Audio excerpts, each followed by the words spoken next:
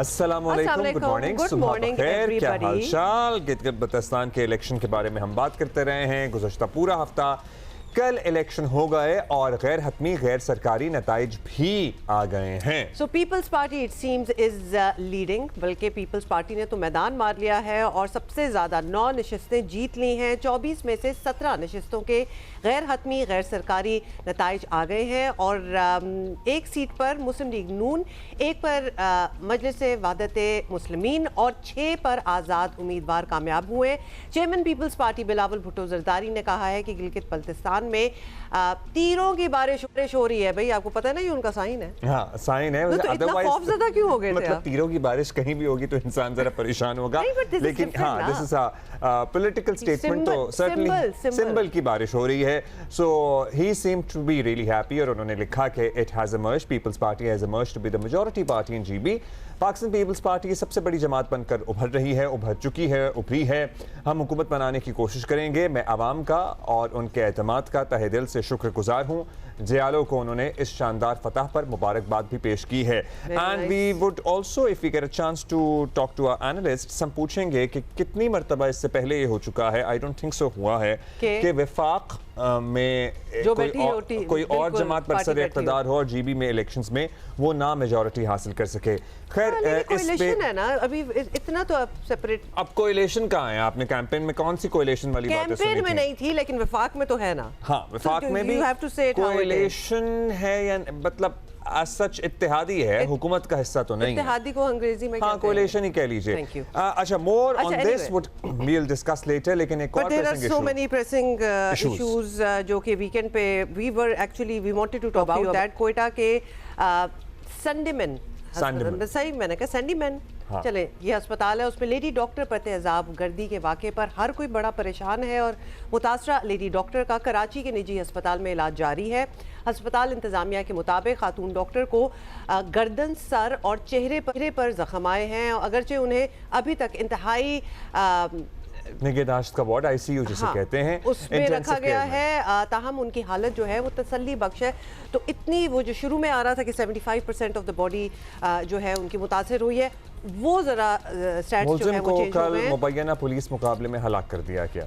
वाक़े के दौरान अब्दुल रज़ाक नामी वार्ड बॉय ने बहादुरी का, अच्छा ये अब्दुल रज़ाक का जिक्र करना भी यहाँ बहुत ज़रूरी है, क्योंकि जहाँ हमें माशरे में अपनी खराबियाँ नज़र आती हैं, इन वाक़यात के मंजर आम पर आने के बाद हमारी पैट्रियार्कल सोसाइटी के जो इश्यूज़ हैं, जो मर्दों में जहनों में इंटाइटलमेंट है वो नज़र आती है।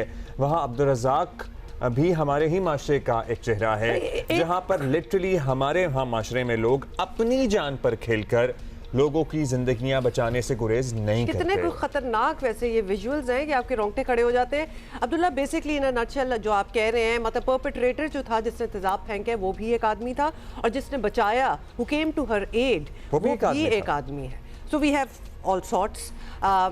ये विजुअल्स जो हैं ये एक्चुअली देख के हम खौफज़दा हो गए थे और अब्दुल रज़ाक जो है उसका निजी अस्पताल में इलाज जारी है।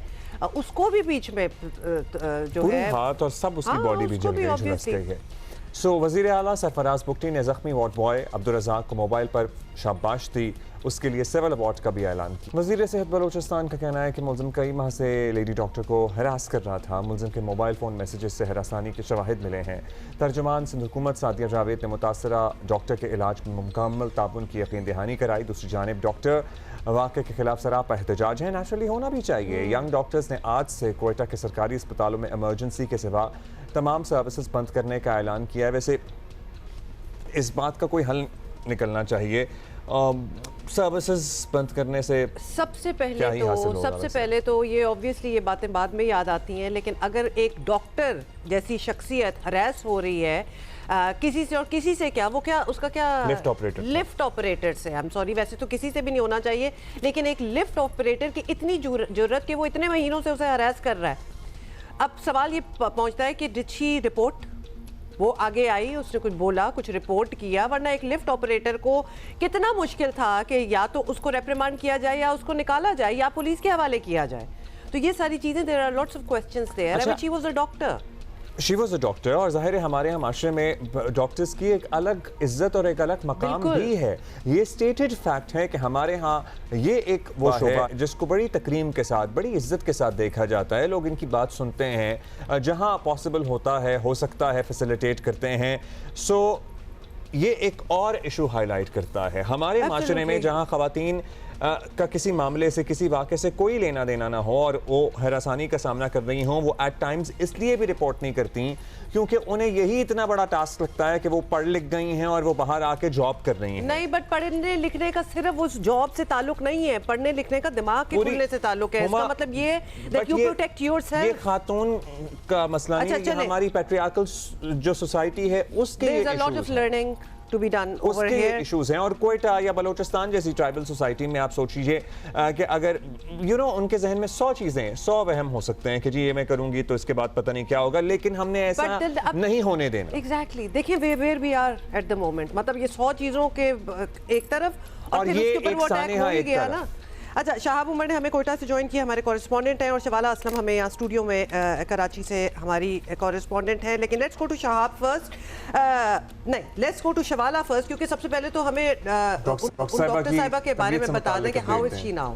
ओके, तो सबसे पहले देखें हुमायूं अब्दुल्ला, बहुत अनफॉर्चुनेट बात है कि हमें फिर एक साने को ऐसे डिस्कस करना पड़ रहा है जो कि एक पूरा पैटर्न बनते हुए आ रहा है हमारी सोसाइटी में। अगर मैं थोड़ा सा बैकग्राउंड बताना चाहूँ डॉक्टर महानूर का, तो वो एक पोस्ट ग्रेजुएट रेजिडेंट थी सेकेंड ईयर की सर्जरी डिपार्टमेंट की, और वो एज़ यूजुअल बहुत बबली और बहुत ही लाइवली थी। और उसके बाद वो अपनी ड्यूटी पर थी, अपनी शिफ्ट पर थी, तो उनको ये तजाब गर्दी का निशाना बनाया गया, और जिसने उनको निशाना बनाया वो भी एक लिफ्ट ऑपरेटर उसी अस्पताल का था, और वो कॉन्ट्रैक्चुअल बेसिस पे था, वो बेसिकली वो परमानेंट एम्प्लॉय भी नहीं था वहाँ का। और उसके बाद वो अपनी ड्यूटी पर थी, उनको निशाना इस तरह से बनाया। फिर वहाँ प्राइवेट हॉस्पिटल में पहले तो उनका कोयटा में वहाँ पे इलाज किया गया, लेकिन फिर लोग उनके इर्द गिर्द काफ़ी जमा होने लगे, फिर आपको पता है। तो उसके बाद उनके पेरेंट्स ने डिसाइड किया कि उनको कराची भेजा जाए प्राइवेट हॉस्पिटल में। तो यहाँ के जो बड़े प्राइवेट हॉस्पिटल हैं वो इस वक्त वहाँ पर ज़ेरे इलाज हैं।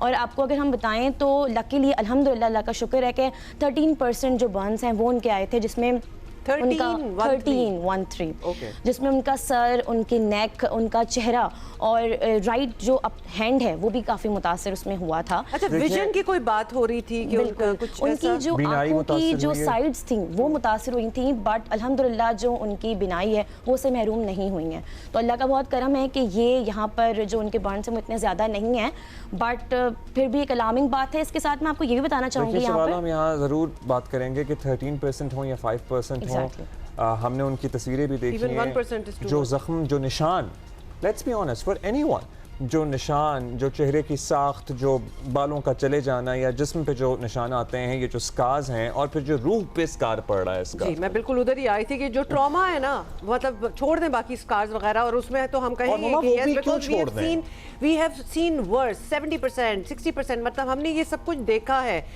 इसलिए जब हम 13% या ऐसे सोचते हैं, उसको वैसे तो दिमाग में ये डिफरेंशिएट करना भी बड़ा मुश्किल हो जाता है, but the trauma of it all, that somebody that you knew knocked on your door, you opened the door, और किसी ने आपके ऊपर ये तेजाब, ये जो ट्रॉमा है ना, ये साइकोलॉजिकल इफेक्ट जो है, ये ज्यादा डैमेजिंग होता है इन द लॉन्ग रन। का किसी से रोजाना सामना होना हो, अपने आप को शीशे में देख के अपना सामना जरूर करता है, and you know she was a beautiful young woman. अच्छा, let's go to Shahab now. हमें कोयटा से शहाब ने ज्वाइन किया। शहाब, अब हमें वाकया बताएं, और हमें ये बात नहीं समझ आ रही कि वो दोनों उस अस्पताल के एम्प्लॉइज हैं और वो कुछ अरसे से हरास हो रही थी, तो कोई शिकायत थी इस ज़मीन में इस मुलाजिम के खिलाफ?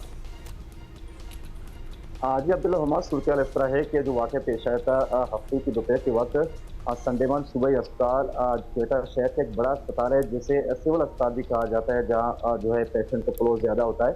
यहाँ पे वाक़या पेश आता है क्योंकि CCTV फुटेज से सबने देखा है कि सूरत किस तरह पेश आता है कि वो एक जो लिफ्ट बॉय करीब से आता है और दरवाज़ा खटखटाता है, और ये जो होता है ये सर्जिकल जो यूनिट है, जो डॉक्टर है, जो क्योंकि बता रहे थे हमारी नुमाइंदा कि वो जो है पोस्ट ग्रेजुएट ट्रेनी डॉक्टर थी, तो दरवाज़ा खटखटाता है, लेफ्ट बॉय जैसे दरवाज़ा खोलता है वो तेज़ाब उसको फेंक देता है और वहाँ से फरार हो जाता है। उसके फ़ौरन बाद जो मुतासरा जो लेडी डॉक्टर हैं दरवाजे से बाहर आती हैं और चीखना चिल्लाना शुरू कर देती हैं। उस दौरान करीब एक और वार्ड बॉय करीब होता है और उसकी जो फौरी तौर पर तिब्बी इमदाद देने की कोशिश करता है। तो शुरुआत तो यह है, जबकि दूसरी बात यह है कि हमने इस हवाले से जो MS सिविल अस्पताल हैं डॉक्टर अब्दुल हादी काकड़, उनसे जब हमने पूछा कि इस जो पूरा जो वाक़या पेश आया था इस हवाले से हमने पूछा कि किस तरह की कोई हरेसमेंट के हवाले से कोई केस आपके पास आया, तो उन्होंने बताया कि क्योंकि हमारे पास, उन्होंने कहा कि एक कमेटी बनी होती है और इस तरह के जब जो केसेस होते हैं हरासमेंट के हवाले से तो वो कमेटी को रिपोर्ट करते हैं। तो इब्तदाई तौर पर उन्होंने बताया कि हमारी कमेटी के पास इब्तदाई तौर पर इस वाक़े से मुताबिक जो हरासमेंट के हवाले से उन्होंने कहा कि हमारे कमेटी में कोई इस तरह की केस रिपोर्ट हुई नहीं है। बहरहाल सूरत को देख रहे हैं, कमेटी बैठी हुई है, तमाम का जो सूरत इसका जायजा लिया जा रहा है। अच्छा शहाब, उसके बाद ये मुबैना पुलिस मुकाबला हुआ, ये तेजाब फेंक के भाग गया, तो क्या उसके बाद ये अस्पताल से फरार हो गया? फिर कहाँ इसको इंटरसेप्ट किया और कहाँ पकड़ा गया? मतलब पुलिस से इसका आमना सामना कहाँ हुआ?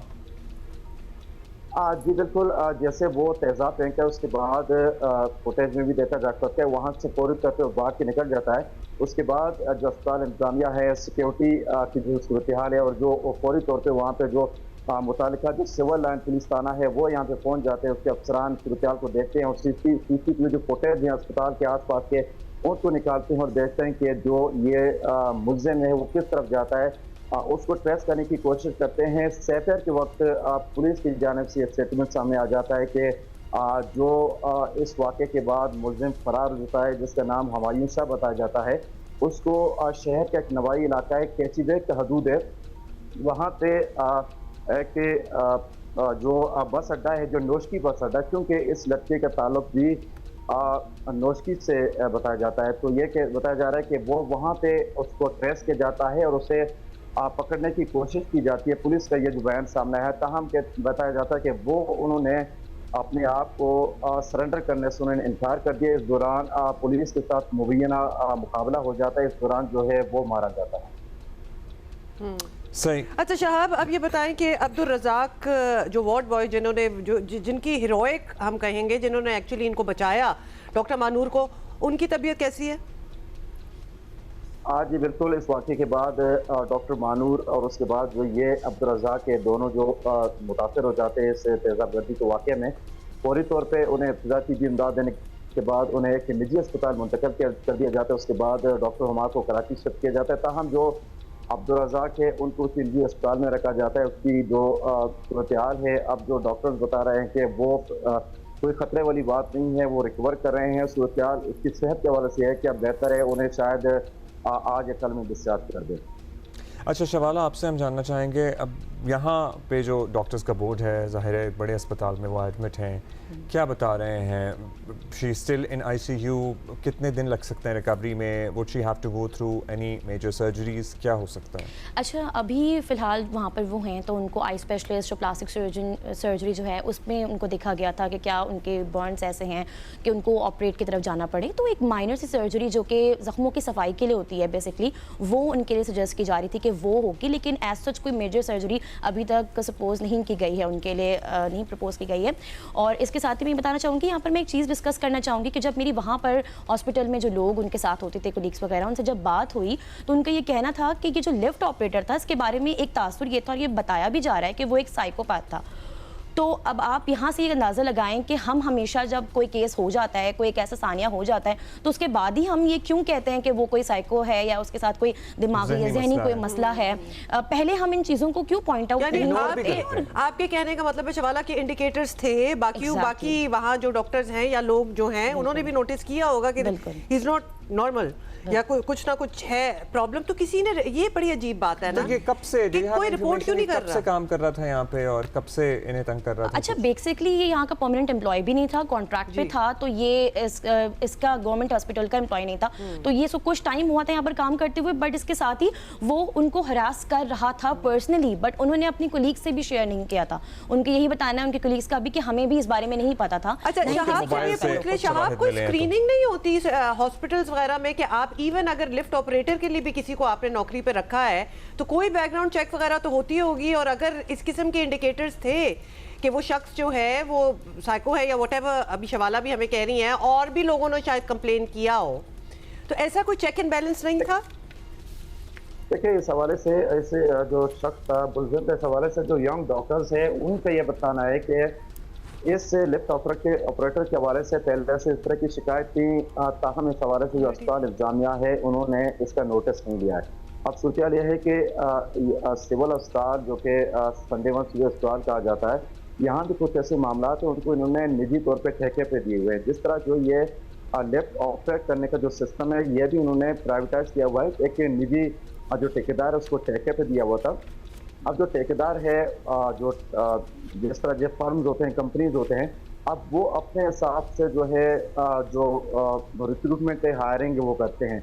अब अस्पताल को ये मालूम नहीं था कि क्योंकि वो निजी वो फर्म था, उसने अपने हिसाब से बंदे अच्छा, ब्रीफली साहब आपसे ये जानना है कि यंग डॉक्टर्स ने एहतजाज भी किया है आज। उन्होंने कहा है कि इमरजेंसी के अलावा बाकी जगह काम भी बंद है, तो क्या मुतालबात हैं उनके, अगर ब्रीफली हमें बता सकें।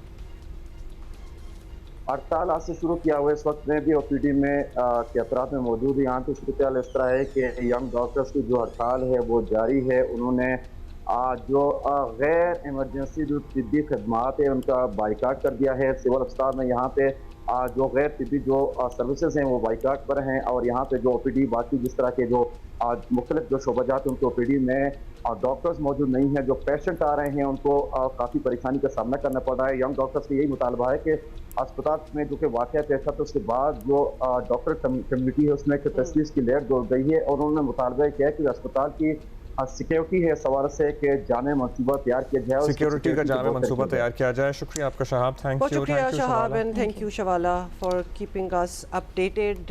ये खबर आई थी एकदम से, आपको पता है कि तेज़ाब गर्दी के हवाले से जब भी कोई खबर आती है, और हमने over the years by the way ये भी देखा है कि इसमें बड़ी कमी आई। इस सिलसिले में सख्त कानून साजी हुई, सजाएं हुई, और उसका ये एक वो क्राइम है जिसका बराह रास्त सख्त कवानीन बनाने का और इस सिलसिले में आगाही फैलाने का बराह रास्त असर इसके नंबर्स पे देखा गया कि ये वाक़यात कम हुए।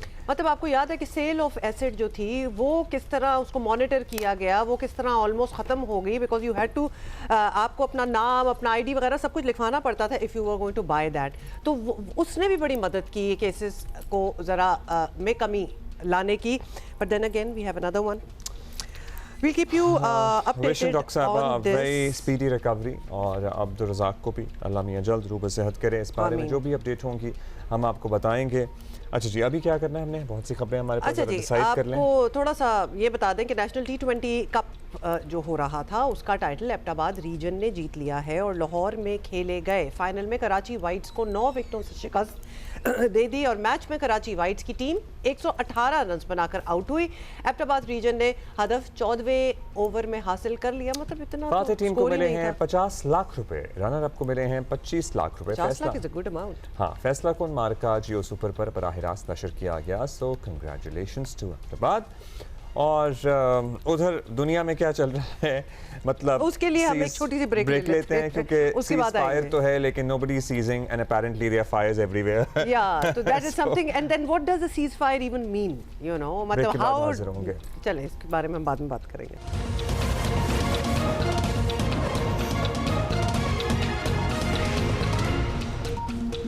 Welcome back. अच्छा जी, वो अमेरिका ईरान की हम बात इसलिए कर रहे थे बिकॉज वो हमारा क्वेश्चन मार्क है कि सीज फायर का डेफिनेशन क्या है, बिकॉज सीज फायर का मतलब होता है कि बिल्कुल no firing at each other. अच्छा, इन अ नटशेल आपको बताएं क्या हुआ। But that is not actually happening. Israel ने सीज फायर की खिलाफ वर्जी की। कोई भी अगर अमन की उम्मीद पैदा हुई थी तो जाहिर है उसको सबोताश करने के लिए इजराइल सफ़े अव्वल में हमें खड़ा नजर आता है। उन्होंने बैरूत पे भी हमला किया, और जब लेबनान में और हिजबुल्लाह के साथ एक मुआहदा हुआ था कि नहीं जंगबंदी की खिलाफ वर्जी की जाएगी, वहाँ उन्होंने भरपूर खिलाफ वर्जी की। उसके जवाब में बाय द वे ये हमले बैरूत और लेबनान के सदर्न पार्ट्स पे हुए थे। उसके जवाब में ईरान ने इजराइल पर मिसाइल दागे, और ये भी एक देखने वाली बात है कि हमले वहाँ हुए, लेकिन जाहिर है ईरान बड़ा कैटेगोरिकली क्लियर कर चुका है सीज फायर माहदे में भी कि बैरूत और लेबनान हमारी इस सीज फायर का हिस्सा है और वो हमारी रेड लाइन है। तो लिहाजा अमेरिका और ईरान के दरमियान आपको पता है मामला पहले ही गैर यकीनी का एक अच्छा तो उसके बाद सदर ट्रंप को लेकर पूरे मीडिया ने, इंटरनेशनल में एक्सियोस और अल जजीरा सब ने रिपोर्ट किया कि उनकी नेतन्याहू से बात हुई है, और उन्होंने मना किया है कि बिल्कुल इसके जवाबी फायर मत करना, बेसिकली रिटेलिएट ना करना। मगर फिर इजराइल ने दोबारा ईरान के उनके अपेरेंटली उनके मुबैना तौर पर मना करने के बावजूद या ये कहने के बावजूद ये ना करें या रुक जाएं और हमारे से कोई लेना देना नहीं होगा, ईरान के मुख्तलिफ शहरों पे इजराइल ने हमले किए और अहदाफ को निशाना बनाया। ऑल्सो रेजेस द क्वेश्चन कि मतलब आपका कितना कंट्रोल है नेतन्याहू पे और इजराइल पे। जब आप कैटेगोरिकली आप, और इससे पहले भी बहुत कुछ होता रहा है, ऑलमोस्ट लड़ाई और गाली गलौज पे भी बात आई, पिछले हफ्ते की हम बात कर रहे हैं, और उसके बाद कहा जा रहा है कि ये मत करो और फिर आप कर रहे हैं, तो फिर फ्यूचर कंट्रोल कैसे किसी का कॉन्फिडेंस हो कि अमेरिका जो है वो इजराइल को संभाल लेगा? इजराइल ने वही करना है जो और फिर अगर सदर ट्रंप अपने मुतादिद इंटरव्यूज में बयानात में कहते हैं कि आई कॉल द शॉट्स, तो फिर वो बात कितनी ही हकीकत पर मबनी है कि does he call the shots? He does not apparently. Why don't we start with this? Doctor Jamil Ahmed Khan हमारे साथ हैं, सीनियर सफारतकार हैं और हमारे शो पे आते भी रहते हैं। डॉक्टर साहब, let us start with this. Number one, एक तो please do define cease fire for us. ये कैसी सीज फायर होती है? ये हम अपने हर एनालिस्ट से पूछते हैं कि सीज फायर के दौरान भी छोटी छोटी फायरिंग चल रही होती है, so this is really the onus is on you as an individual कि आप इसको कितना एस्केलेट करने देंगे या नहीं, बिकॉज फायरिंग तो चल ही रही है। ये क्या सीज फायर हुआ? जी हाँ, सीज फायर का मतलब यही है कि फायर को सीज कर दिया जाए, यानी फायर को खत्म कर दिया जाए, यानी लड़ाई को खत्म कर दिया जाए। और अगर उसमें कोई वायलेशन होती है तो फिर जाहिर है उसका वही डिप्लोमेटिक तरीकाकार है, लेकिन इसमें तो काफ़ी बतदरीज वायलेशन होती रही और ख़ासतौर पर इजराइल की तरफ से वायलेशन होती रही। और वो ईरान ने उस सीज फायर के जो एग्रीमेंट था उसमें कलीदी नुक्ता रखा था कि cease fire on all fronts. उसमें कुछ देर के लिए तातुल भी आया था, लेकिन बाद में वो डील साइन हो गई थी। तो लिहाजा सीज फायर ऑल फ्रंट का मतलब उसमें सदर्न लेबनान यानी लेबनान भी शामिल, ताकि उस फ्रंट पर भी और इराक के मलेशिया पर भी बमबारी बंद की जाए और हूथियों पर भी अगर कोई इरादा था तो वो न किया जाए। तो ये था उसका मकसद, लेकिन वो मकसद तो हासिल न हुआ।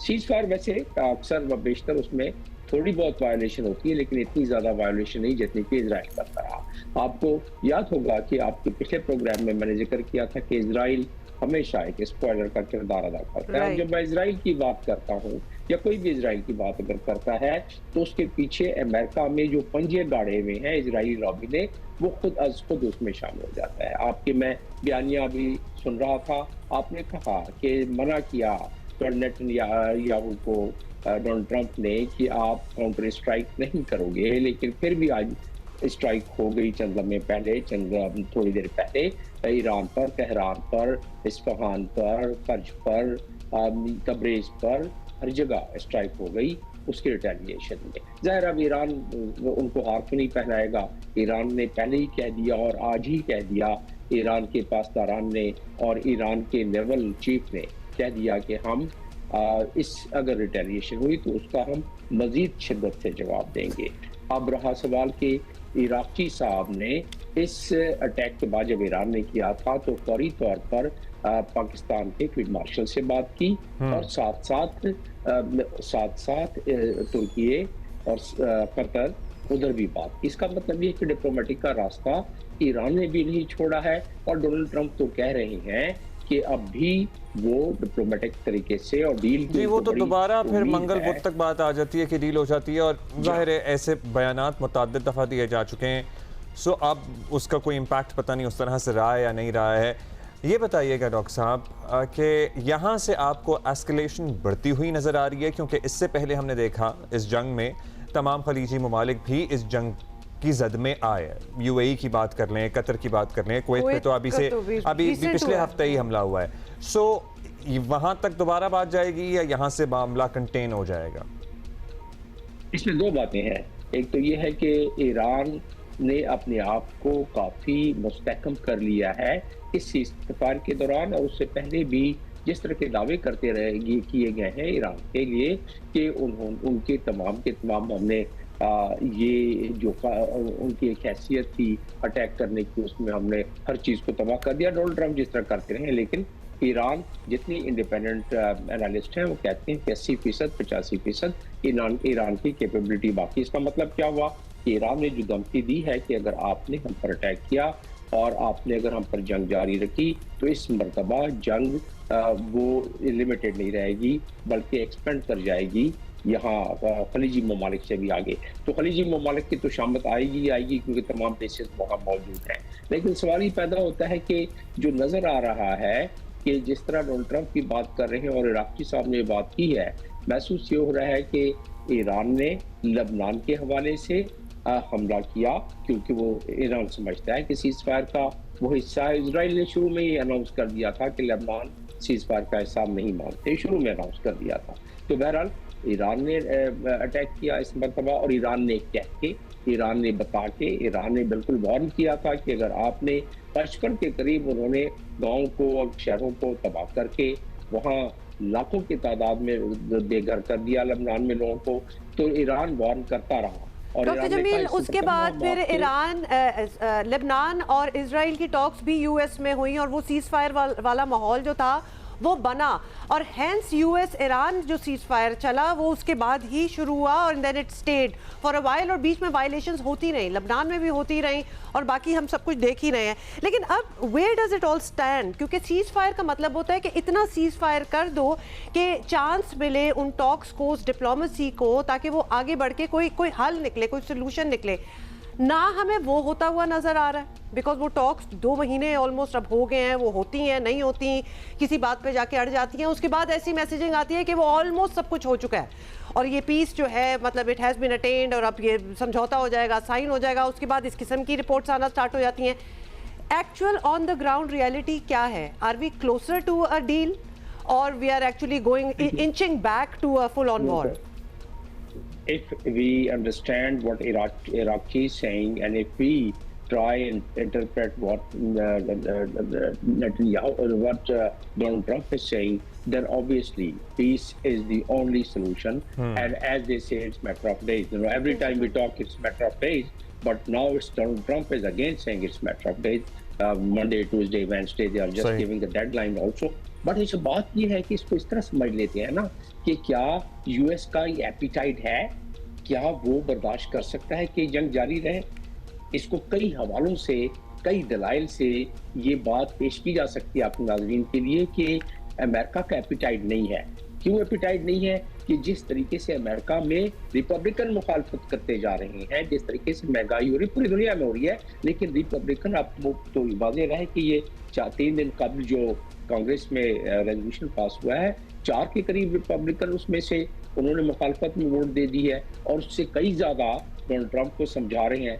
फिर जिस तरीके से मिड टर्म इलेक्शन की मैं पहले भी और सब लोग बात करते रहे हैं, तो अमेरिका का एपिटाइट नहीं है कि वो जंग में घुस जाए दोबारा, और क्योंकि पहले उसने काफ़ी सफ़र किया इस मामले में, और अब ईरान बिल्कुल तैयार है। बल्कि अगर लैरी जॉनसन की देखा जाए, वो कि मैं उसको ज़ाहिर है एक कंक्लूसिव एविडेंस तो नहीं समझूंगा, लैरी जॉनसन के मुताबिक, और वो अपने सोर्स सीआईए का बहुत बड़ा वो रहा है और अपने सोर्स कोट करता है कि ईरान बिल्कुल वो न्यूक अपना तैयार करके बैठा हुआ है। तो अगर ऐसी बात है तो फिर तो हर तरफ खामोशी हो जाएगी इसके बाद। लेकिन आ जाते हैं इस स्ट्राइक पर, जो अभी स्ट्राइक की हम बात कर रहे हैं। ईरान ने इजराइल पे स्ट्राइक किया, इजराइल ने ईरान पे स्ट्राइक कर दिया। तो अब इसके बाद मालूम यही होता है, जिस तरह पिछली मरतबा हुआ था कि जब कतर की तरफ से हमला हुआ था, यूएस ने किया था ईरान पर, और फिर ईरान ने हमला कर दिया, बात बराबर हो गई थी। इसी तरह जब अरबील में उनके बेस पर हुआ था, ईरान ने किया, यूएस ने किया, फिर ईरान ने किया, तो खामोशी आ गई। तो वो पिछली मरतबा भी जब इजराइल ने स्ट्राइक किया और ईरान ने कर लिया था, तो उसके बाद खामोशी आ गई थी। तो इस मरतबा भी महसूस यही होता है कि इन दोनों ने अपने अपने कौम को बताने के लिए स्ट्राइक कर लिया। अगर उधर से अब दोबारा ईरान की तरफ से नहीं होती है स्ट्राइक दोबारा, तो फिर आपको लगता है कि खामोशी आ जाएगी, डील की तरफ चला जाएगा। लेट्स सी जी क्या होता है। उम्मीद तो हम यही करते हैं कि मामला फिर वाकई हतमी तौर पर डील की तरफ चला जाए। मतलब ये एक बहुत बेसिक लेवल पे ना, वो ये ऑलमोस्ट बच्चों वाली बात लगती है कि भी मैंने तुम्हें मारा, तुमने मुझे मारा, अब हम इक्वल हो गए, अब आगे से बात करते हैं और कोई डील कर ले या दोस्ती कर ले। लेकिन ये गौरतलब बात है कि जब सदर ट्रंप ने, अब रिपोर्ट तो ये किया गया कि मना किया या डिस्करेज किया, लेकिन उसके बावजूद भी इजराइल ने हमला किया ईरान पर, तो अब क्या इससे अखज़ किया जाए? ये सरप्राइज क्यों कर रही है आपको ये बात? कहाँ बैठा हुआ इजराइल सुन रहा था in the first place America को? तासुर तो यही था ना, और ज़्यादातर लोग यही कहते हैं कि भाई अगर कोई भी कंट्रोल कर सकता है और कंट्रोल कर सकता है तो वो अमेरिका ही कर सकता है। And after what happened last week, तो मेरा ख्याल है इजराइल चाहता भी था कि हम बताएं कि हम वो कर सकते हैं जो हम चाहते हैं। अमेरिका क्या अपनी कंट्रोल करने की कोशिश में भी मुखलिसाना एफर्ट कर रहा है या नहीं कर रहा, पता नहीं। अच्छा, we have to take a short break here. See you know why.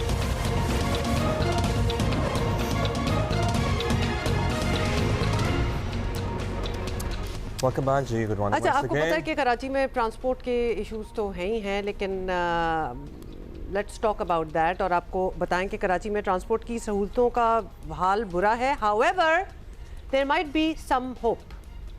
हाँ, व्हाट इज द होप? अच्छा, होप उसमें ये है कि हम ये आपको बता दें कि ये BRT प्रोजेक्ट जो है वे डज इट स्टैंड, और सिंध हुकूमत का दावा था कि BRT जो है वो येलो लाइन मंसूबे से शहर में सफ़र की सहूलतों में बेहतरी आएगी, मगर दीगर मंसूबों की तरह ये मंसूबा भी बरसों से जूं का तूं पड़ा है।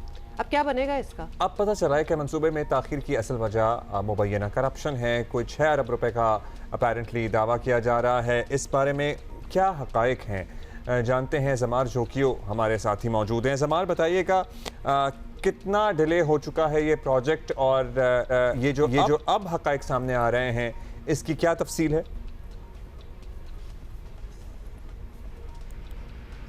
अच्छा, ये इस प्रोजेक्ट के बारे में मैं आपको बताऊं तो ये 21 किलोमीटर का प्रोजेक्ट है जो कि 31 दिसंबर 2025 को मुकम्मल होना था।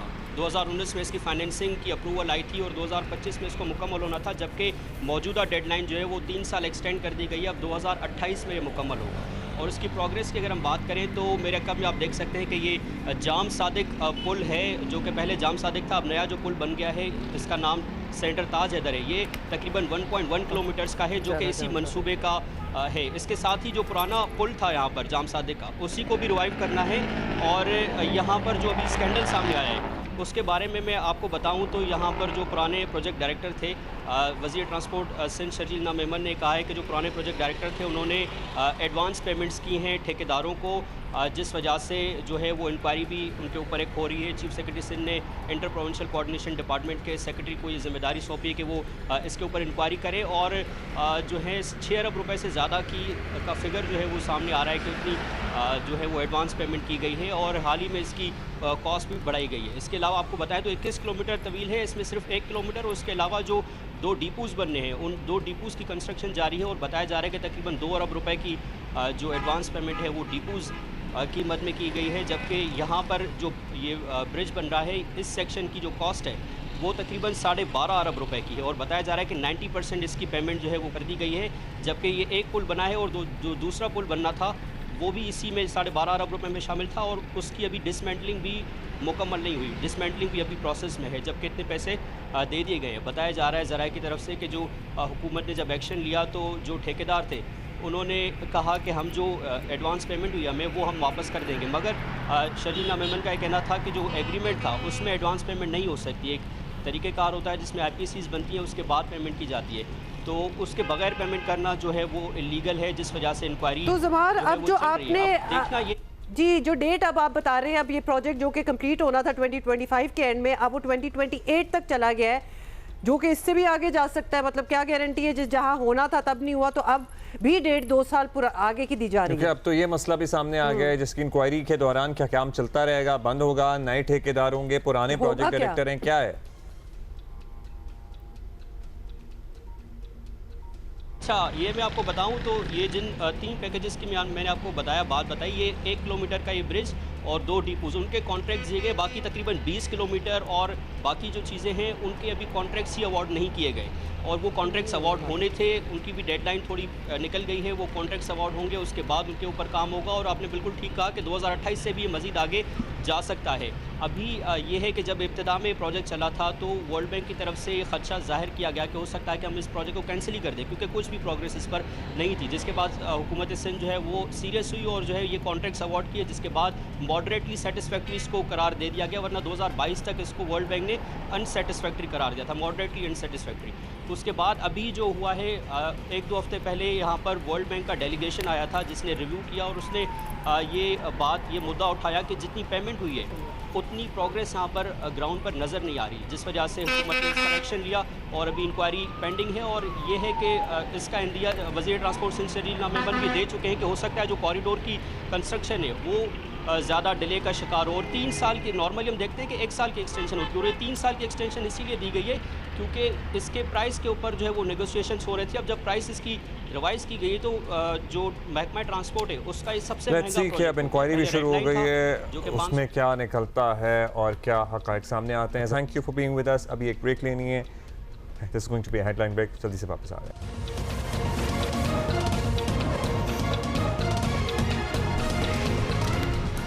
let's talk about let's talk about the elections in Gilgit Baltistan. और गिलगित बल्तिस्तान के आम इंतखाबात में हमने आपको पहले भी बताया कि पीपल्स पार्टी ने मैदान मार लिया है और सबसे ज़्यादा 9 नशिस्तें जीत ली हैं। 24 में से 18 नशिस्तों के गैर हतमी गैर सरकारी नताइज आ गए हैं। 2 सीटों पर मुस्लिम लीग नून, 1 पर मजलिस वहदत मुस्लिमीन और 6 पर आज़ाद उम्मीदवार कामयाब हुए हैं। और दीगर हलकों के नताइज के लिए वोटों की गिनती जो है वो it is being counted as we speak. Gilgit Baltistan में इंतखाबी नताइज पर चेयरमैन पीपल्स पार्टी ने कारकुनों को मुबारकबाद दी। सोशल मीडिया पर एक्स पर पैगाम देते हुए बिलावल भुट्टो जरदारी का कहना था कि गिलगित बल्तिस्तान में तीरों की बारिश हो रही है। पाकिस्तान पीपल्स पार्टी सबसे बड़ी जमात बनकर उभर रही है। हम हुकूमत बनाने की कोशिश करेंगे। मैं आवाम का उनके एतमाद पर तहे दिल से शुक्रगुजार हूँ। जियालो को इस शानदार फतह पर मुबारकबाद पेश करता हूँ।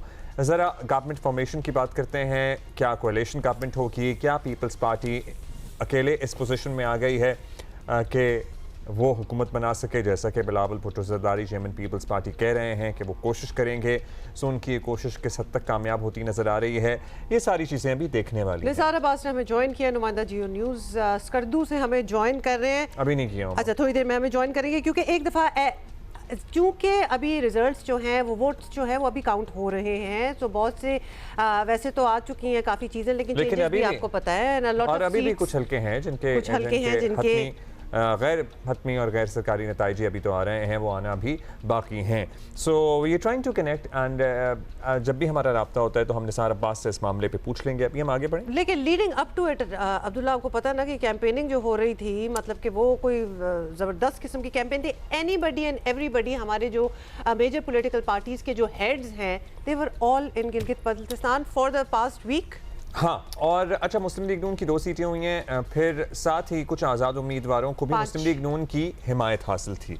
सो एग्जैक्टली उनकी तादाद कितनी है जिन आज़ाद उम्मीदवारों को मुस्लिम लीग नून की हिमायत हासिल थी वो, और पीपल्स पार्टी की 9 नशिस्तों पर अब तक की बरतरी सामने आ रही है। आज़ाद भी जीत रहे हैं, PMLN भी जीती है, मजलिस वहदत मुस्लिमीन भी एक जीती है। सो या लेट्स सी क्या होता है। So while we for our correspondent to join us, हम आपको कुछ और दिखाते हैं।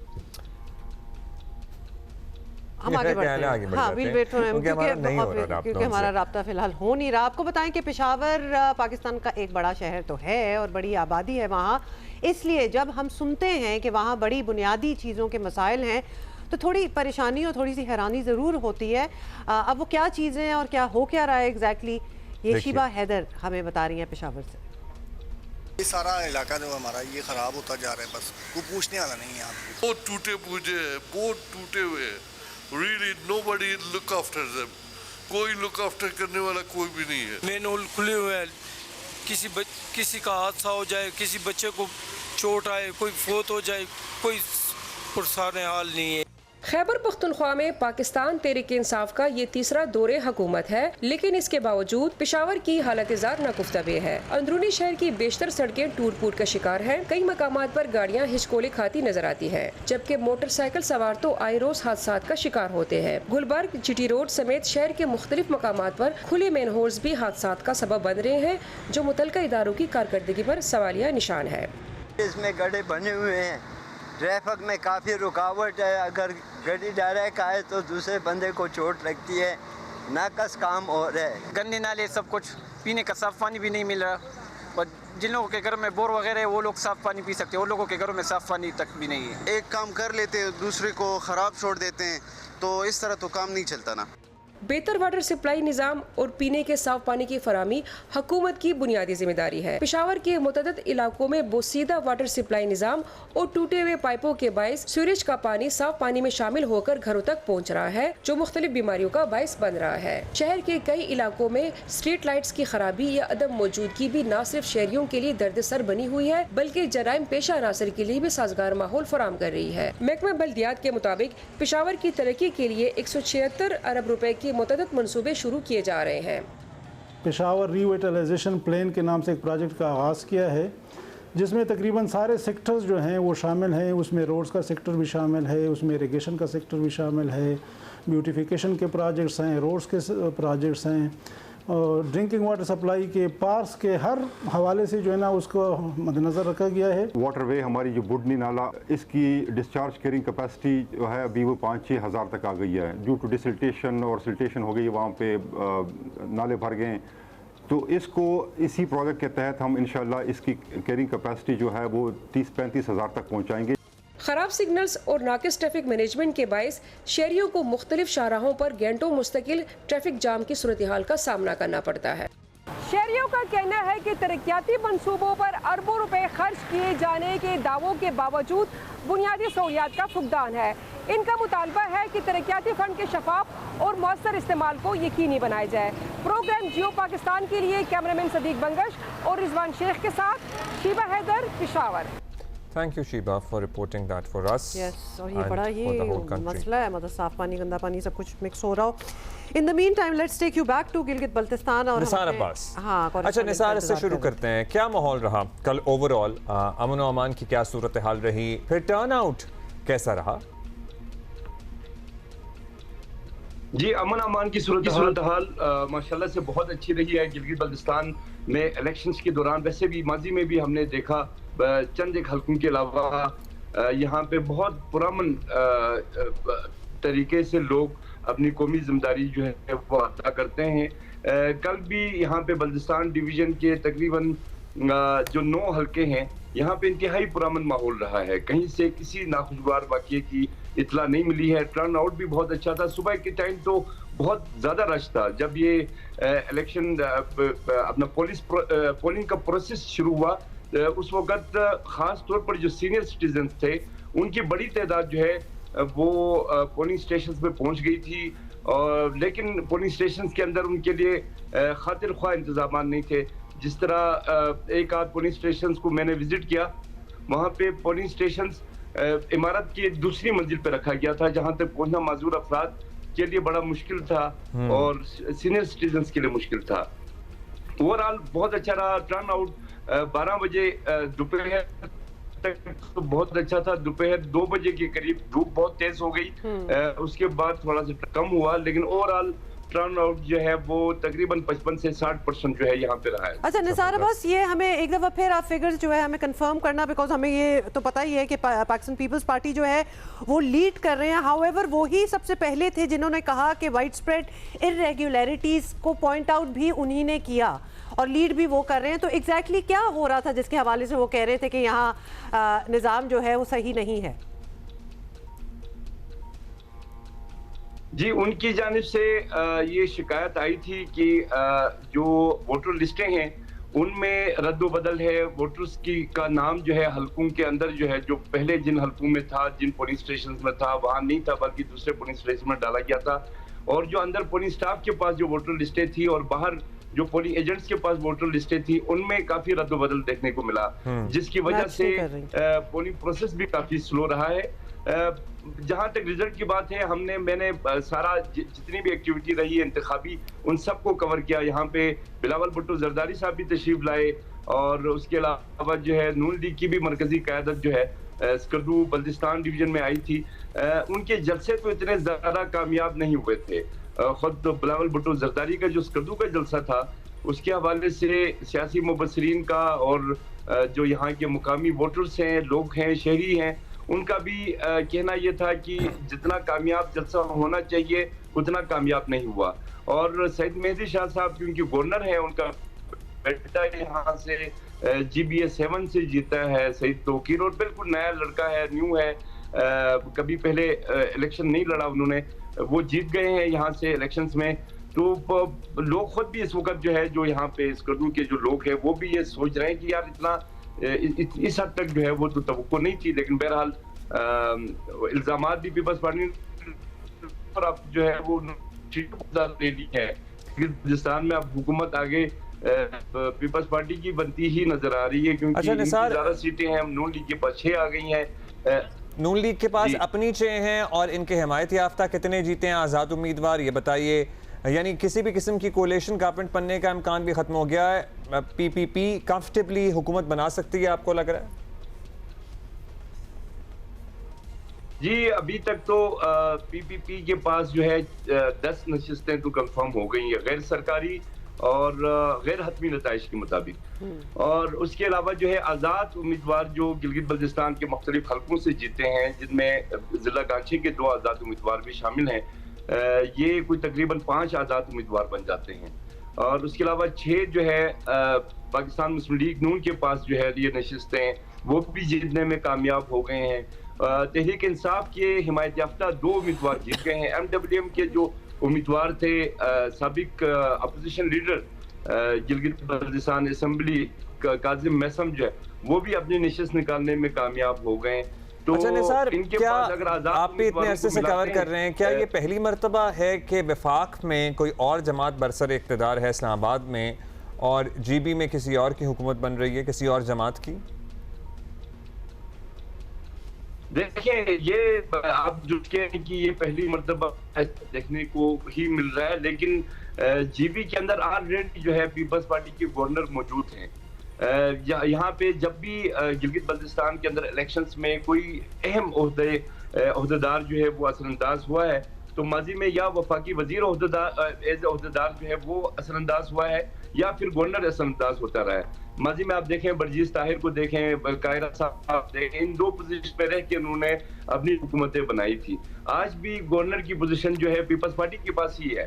तो आप ये नहीं ये कहना मुश्किल हो जाएगा कि वफाक में हुकूमत पीपल्स पार्टी की नहीं है, लेकिन गिलगित बल्तिस्तान में बहुत अहम पोजीशन पे पीपल्स पार्टी के गवर्नर बैठे हुए हैं, तो उनके लिए आगे हुकूमत बनना मेरे ख्याल में कोई ज्यादा मुश्किल हमारे जेन जी के one of the most followed and popular singer हैं हसन रहीम, बड़ी कैंपेन कर रहे थे अपने सोशल मीडिया पे अपने मामू के लिए, उनका क्या बना?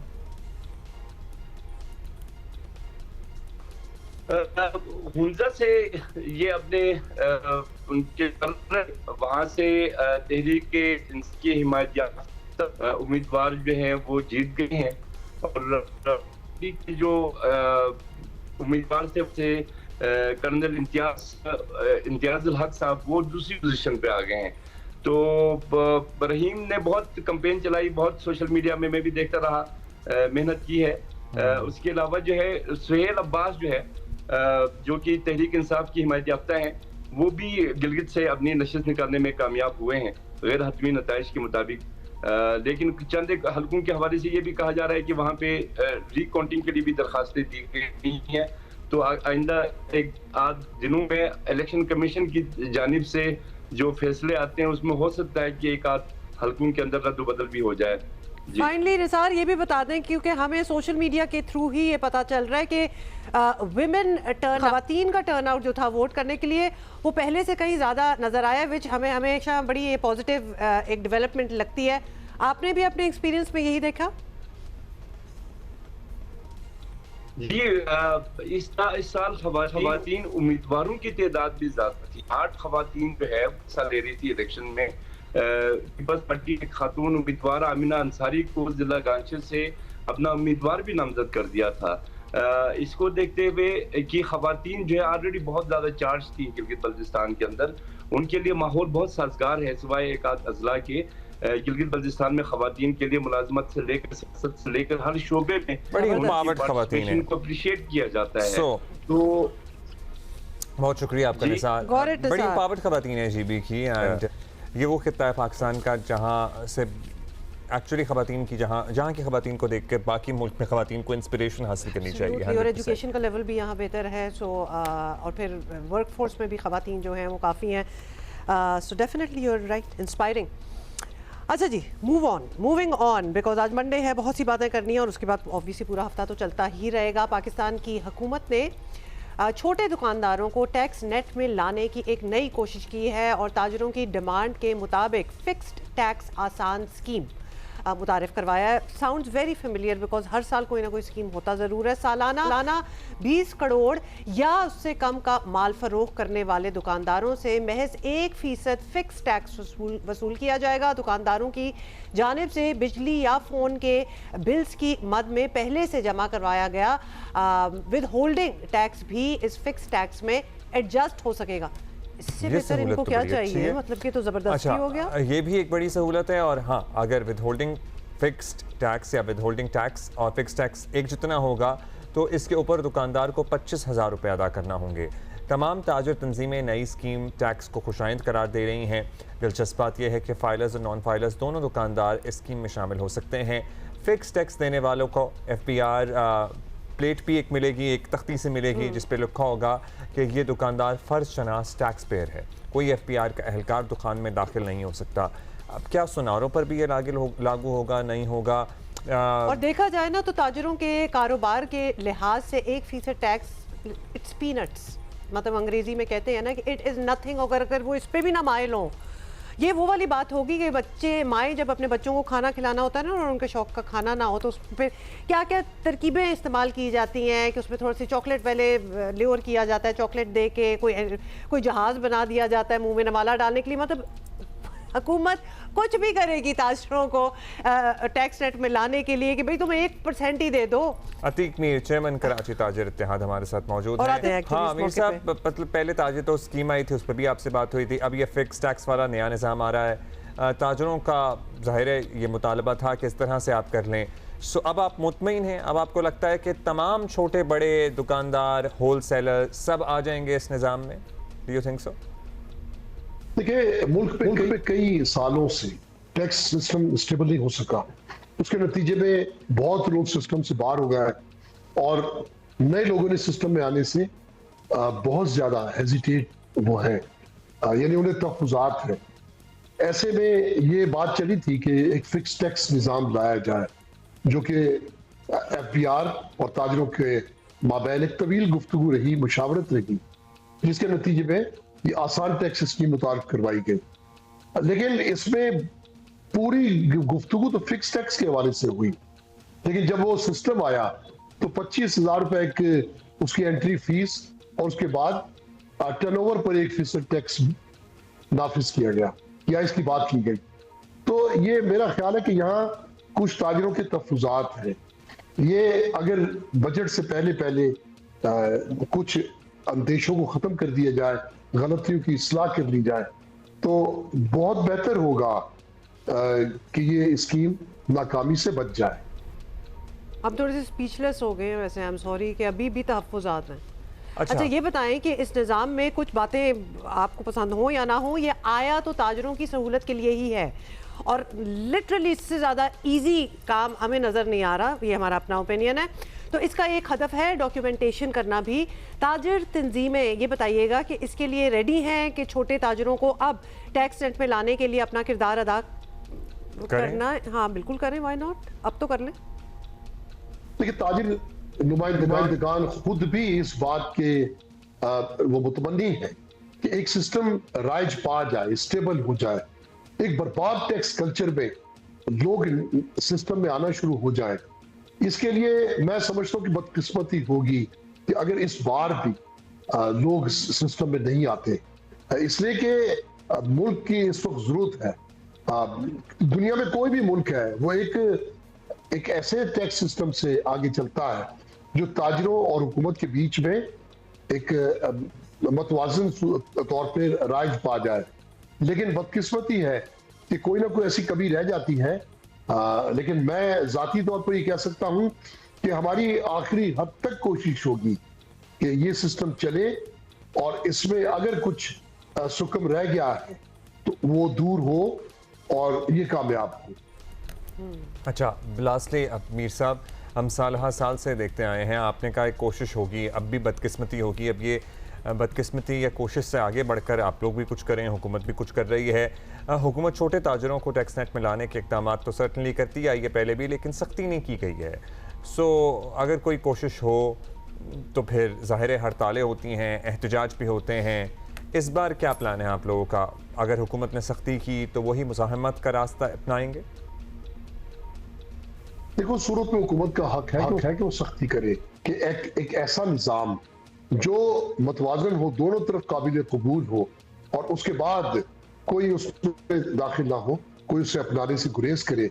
होता यही है कि जब भी देखें आप मुल्क गिर सतह पे जो एहतजाज होते हैं किसी भी टैक्स निज़ाम के खिलाफ, वो इस बात पर नहीं होते कि हम टैक्स नहीं देंगे, बल्कि उसके पसे पुष्ट यही मुतालबा होता है कि निज़ाम बेहतर किया जाए, ये सिस्टम ठीक नहीं है, टैक्सों की ये शरह काबिल कबूल नहीं है वो कोई ना कोई उसमें हुकूमती सतह पर भी गलती होती है।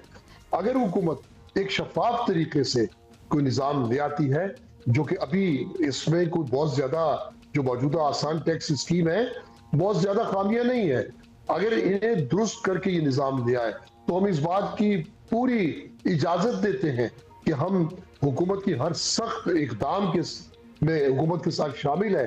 हम इस जगह पे कतई ताजिरों की हिमायत नहीं करेंगे जहाँ निज़ाम दुरुस्त हो, मुतवाजन हो, मुनसिफाना हो और फिर ताजिर उसे अपनाने से इनकार करें।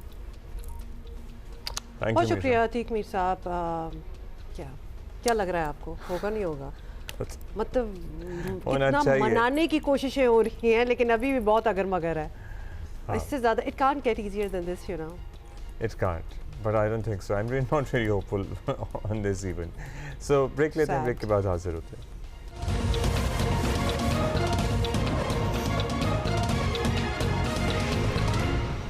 सायरा पीटर हमारे साथ मौजूद हैं। अस्सलाम वालेकुम Saira, congratulations for this achievement. Saira, कैसी हैं आप? We would really like to ask you कि ये कैसे मुमकिन हुआ?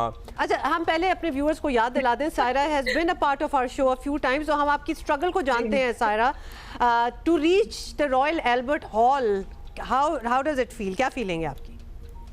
मुझे बहुत बहुत शुक्रिया, वालेकुम अस्सलाम कराची पाकिस्तान, और अब्दुल्ला और हुमा, आप लोग का साथ हमेशा मेरे साथ रहा है और आप लोगों ने हमेशा मुझे बहुत ही मेरी हौसला अफजाई की है। जो आज मैं जो कुछ भी हूँ वो आप लोग भी उसमें शामिल हैं, तो मुझे आपसे मिलके बहुत आज खुशी हो रही है और कराची वाली उर्दू सुन के बहुत खुशी हो रही है जो बहुत कम मिलता है। सायरा, ये जो आपका एक्सपीरियंस था इसके हवाले से बताएं, how did it come about? जी मुझे कोई 5 महीने पहले मुझे इनविटेशन आया रॉयल एल्बर्ट हॉल में परफॉर्म करने के लिए, और इसमें आपने देखा होगा कि काफ़ी बड़ा ऑर्केस्ट्रा है, इसमें 525 म्यूजिशियंस हैं और 400 जो है उसमें जो है वो वोकलिस्ट हैं जो कि पीछे जो पूरे आपको नज़र आ रहे होंगे। तो जब तो ये सारे मिल के हम सब ने मिल के ये सॉन्ग गाया है और ये बहुत अच्छा एक्सपीरियंस रहा है मेरे लिए रॉयल एल्बर्ट हॉल में गाने के लिए। और ऑल सोल्स ऑर्केस्ट्रा जो कि दुनिया का बहुत बड़े ऑर्केस्ट्रास में से एक है और इसमें सारे जो म्यूजिशियंस हैं वो क्लासिकली ट्रेंड है, कोई ऑक्सफोर्ड से, कोई कैम्ब्रिज से, किसी ने पीएचडी की हुई है। तो यहाँ पे जितने भी म्यूजिशियंस हैं और जितने भी वोकलिस्ट हैं वो उनके साथ गा कर मुझे बहुत खुशी हुई और अपना गाना गा के जो है उर्दू में मैंने भी परफॉर्म किया था और इंग्लिश में भी परफॉर्म किया था। So Saira, you know, इतने ज़्यादा musicians and फिर कोरस में इतने vocalists, when they get to know that you are from Pakistan और आपका नाम सायरा है, what is their reaction like? मतलब surprised होते हैं? I'm sure you must be the only one they have come across. जी सरप्राइज़ और खुश भी होते हैं क्योंकि जब हमारी जो क्योंकि मैं पाकिस्तानी क्लासिकल मौसीकी भी गाती हूँ तो इसमें मैंने एक ऐसा सॉन्ग गाया, अपना उर्दू का गाया, और दूसरा सॉन्ग जो इंग्लिश सॉन्ग था जो उनका अपना क्लासिकली सेमी क्लासिकल सॉन्ग था, उसको जब मैंने सुना वो चाहते थे कि मैं उनके साथ ये गाऊँ, तो मैंने जब सुना तो मैंने कहा कि क्योंकि मैं सूफ़ी ओपेरा सिंगर हूँ और मेरा ये एक एक्सपेरिमेंट करना म्यूज़िक के साथ मेरा एक जॉनरा में से एक है, तो जब मैंने उनकी ट्यून सुनी तो मैंने कहा मुझे इसमें मैं अपना पाकिस्तानी क्लासिकल फ्यूजन करना चाहती हूँ। तो जब हमारी रिहर्सल हुई मुझे अच्छी तरह याद है कि जब वो सब बजा रहे थे अपना क्लासिकल और मैंने अचानक से जब मैंने तान ली अपनी पाकिस्तानी क्लासिकल मौसीकी में तो सब ने अपने इंस्ट्रूमेंट छोड़ दिए और कहते ये क्या है, इट्स ब्यूटीफुल, ये बहुत अच्छा, ये तो बहुत, ये आपका म्यूजिक है, ये आपका जॉनरा है, पाकिस्तानी जॉनरा। कमाल की बात है। कौन कौन से गाने और आपने पाकिस्तानी क्लासिकल बल्कि सारा ऐसा करते हैं आप हमें कुछ बताइए, सुनाइए भी। हाँ ना, बताएं नहीं, आप हमें सुना दें, हम भी उसी तरह महसूस होना चाहते हैं। चले ठीक है, मैं आपको थोड़ा सा आपको सुना देती हूँ। We have been through fire and rain, we have walked the darkest valley। तो उसके ये था। फिर उसके बाद मैंने जो उनका म्यूज़िक था वो चल रहा था और मैंने फिर उसमें तान ली जो कि फ्यूजन है,